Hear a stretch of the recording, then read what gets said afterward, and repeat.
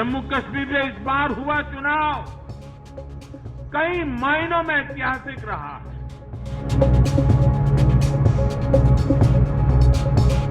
लोग कहते थे कि आर्टिकल 370 हटा तो कश्मीर जल जाएगा, लेकिन कश्मीर जला नहीं, कश्मीर और खूबसूरती से खिला है, खिलखिलाया है।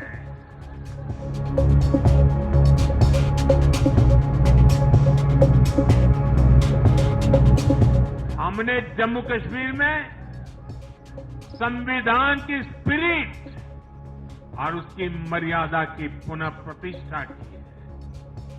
बाबा साहब आंबेडकर को इससे बड़ी श्रद्धांजलि क्या होगी।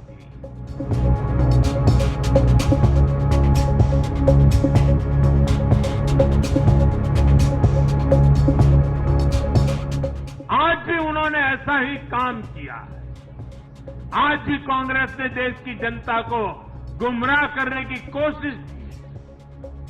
कांग्रेस हर बार यही कोशिश करती है कि हमारी संस्थाओं की निष्पक्षता पर सवाल उठाए, उसकी प्रतिष्ठा पर आघात करे।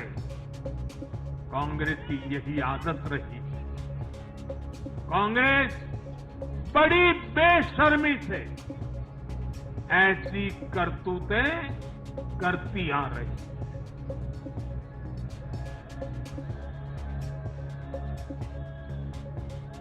साथियों, जम्मू कश्मीर में इस बार हुआ चुनाव कई मायनों में ऐतिहासिक रहा। वहां भारत का संविधान पूरी तरह से लागू होने के बाद ये पहला चुनाव था। आजादी के 7 दशक बाद भी अनेक लोगों को वोट डालने का हक नहीं था। उन्होंने भी पहली बार इस चुनाव में अपना वोट डाला है। कुछ लोग कहते थे कि आर्टिकल 370 हटा तो कश्मीर जल जाएगा, लेकिन कश्मीर जला नहीं, कश्मीर और खूबसूरती से खिला है, खिलखिलाया है।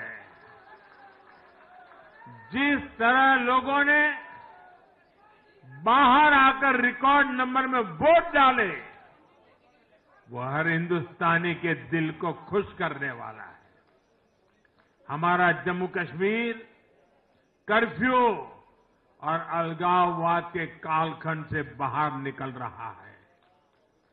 1947 के बाद पहली बार हमारी सरकार ने जम्मू कश्मीर में बीडीसी के चुनाव कराए। आज पहली बार प्रशासन के हर स्तर पर, फिर चाहे वो विधायक हो, बीडीसी हो, डीडीसी हो, हर स्तर पर अब जनता द्वारा चुने हुए प्रतिनिधि काम करेंगे। हमने जम्मू कश्मीर में संविधान की स्पिरिट और उसकी मर्यादा की पुनः प्रतिष्ठा की है। बाबा साहब आंबेडकर को इससे बड़ी श्रद्धांजलि क्या होगी। साथियों, मैंने विकसित भारत के लिए 4 स्तंभों की चर्चा बार बार उस चर्चा को आपके सामने रखा है।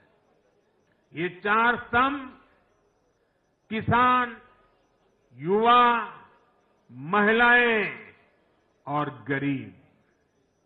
जम्मू कश्मीर हो या हरियाणा, हम विकास को इन्हीं 4 धाराओं के, 4 स्तंभों के बलबूते पर देश को विकसित भारत बनाने की दिशा में आगे बढ़ रहा है।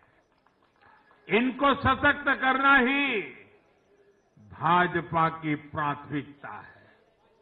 हरियाणा के गरीब तो पिछले 10 साल से डबल इंजन की सरकार का काम देख रहे हैं।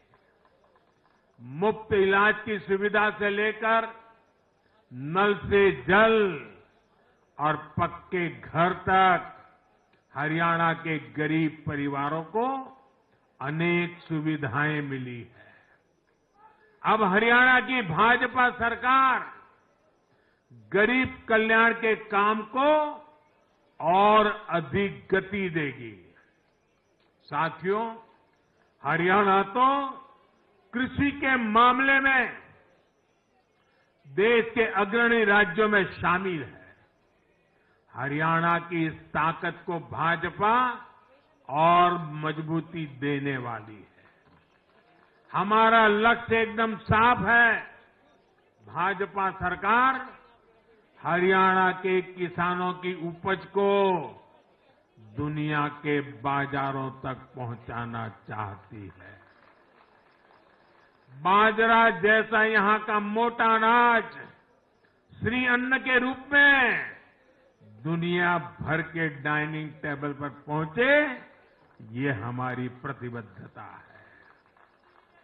हरियाणा खाने के तेल में आत्मनिर्भरता के मिशन को भी शक्ति देने वाला है। इससे हरियाणा के तिलहन किसानों को भी ज्यादा लाभ होगा। साथियों, हरियाणा के युवाओं ने दुनिया भर में अपना लोहा मनवाया है।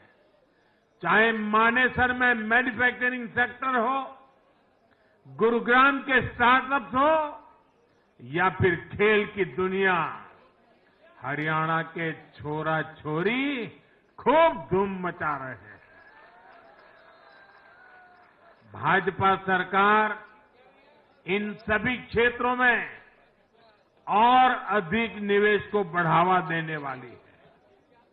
आने वाले समय में भारत दुनिया में खेलों की एक महाशक्ति बनने जा रहा है और इसमें हरियाणा के नौजवानों की भूमिका बहुत बड़ी रहने वाली है। इसलिए हरियाणा में स्पोर्ट्स, ये इंफ्रास्ट्रक्चर को बढ़ावा देने के लिए एक आधुनिक रोड मैप भाजपा ने रखा है।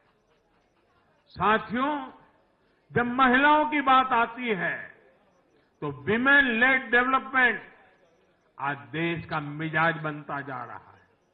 हमारी माताओं, बहनों, बेटियों के सशक्तिकरण से जुड़े हर पहलू पर भाजपा फोकस कर रही है।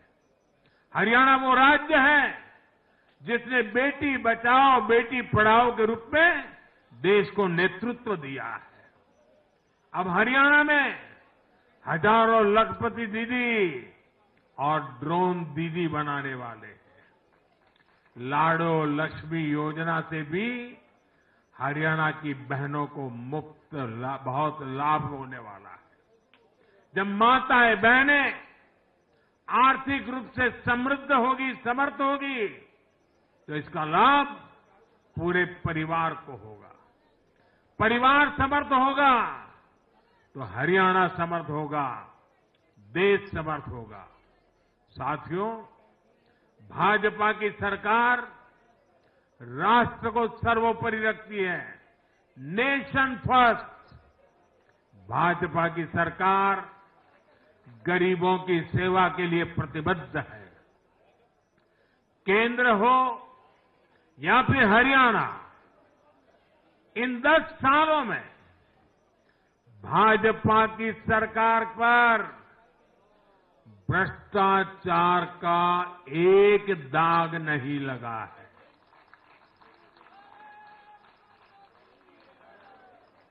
केंद्र सरकार पर जैसे दाग नहीं लगा है, वैसे ही हरियाणा सरकार 10 साल चलाई हमने, भ्रष्टाचार का कोई दाग नहीं है।